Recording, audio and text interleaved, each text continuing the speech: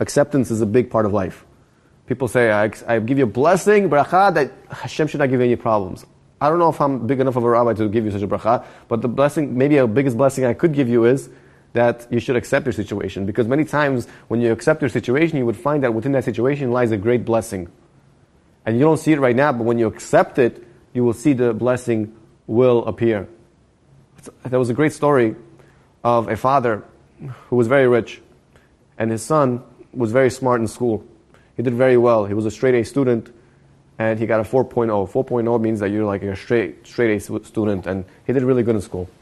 And it came time for the boy to graduate. So he told his father, graduation is coming, and if you don't mind, maybe you could buy me a car. I don't think it's going to be too big of a deal. After all, you yourself have many cars, you have a nice house, I'm sure you could afford it. So it'll be nice if you could buy me a car. So the father says, a car is expensive, but I'll see, I'll see what I can do. And comes the day of the graduation, and the boy gets up on the podium and he delivers his graduation speech. And then after the graduation was over, he got valedictorian, he was so proud of himself. He comes to his father, he says, no, did I earn my car? His father says, oh, I bought you something. And he gives him a gift. It was all wrapped up with a ribbon and everything.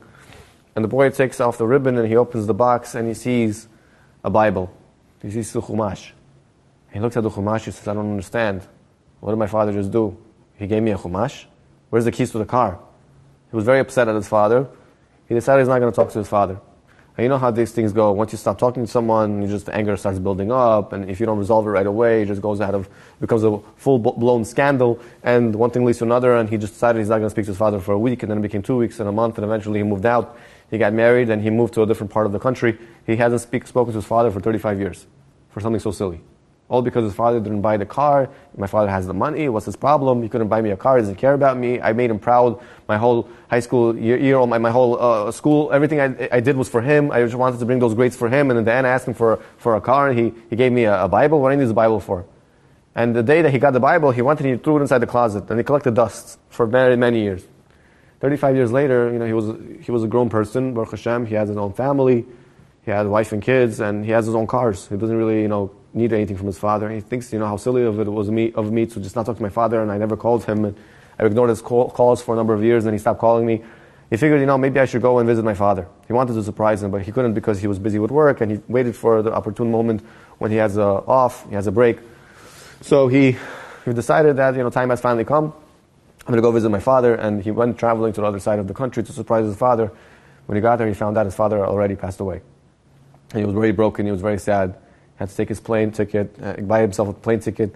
He bought himself a plane ticket, he went back home, and he was all broken. He went back to his house, and he remembered, the only thing that I remember last from my father was that Bible, that Chumash, and he thought maybe I should go and take a look at it. He felt like this is the only way he could connect to his father. He went to his closet, he took out this Bible, it was collecting dust for all those years. He just, blows off all the dust.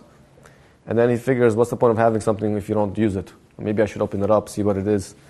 And as he's opening it up and he's turning the pages, all of a sudden something falls out. And he hears something on the floor. He looks down, what does he see? He sees car keys. His father bought him that car that he wanted. He bought him the car that he dreams of. And he's looking at the keys and he's trying to reminisce, and he's remembering, I didn't see the keys. To me, I just saw Chumash. But I didn't know that behind this Chumash was actually the keys, the blessing. It just didn't come into the form that I expected for it to come. And the truth is, that's how we are in life also. Hashem gives us a blessing. And sometimes we don't see why it's a blessing.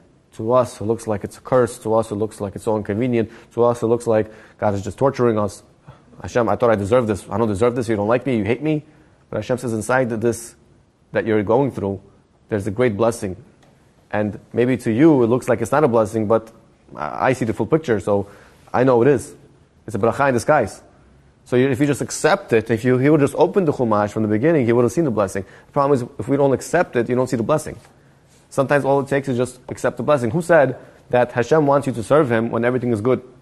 Maybe to Hashem, it's more important to serve Him when things are not going exactly your way. That's what Hashem expects from us. Maybe for the person who doesn't have children, maybe that's how Hashem wants. He wants the woman to be an akara, and that's exactly what He expects from her. And sometimes we overreact and we get so upset, and instead of accepting the situation, we just turn our backs on God, on our Father, and we say, that's it, I'm not talking to you anymore. But one day you remember him and we say, maybe I should go and take a look at that curse one more time, and all of a sudden you rethink it and you realize that many times it was actually good for us. At the moment you can't see it. But in the long term, eventually you'll look back and you'll start appreciating it.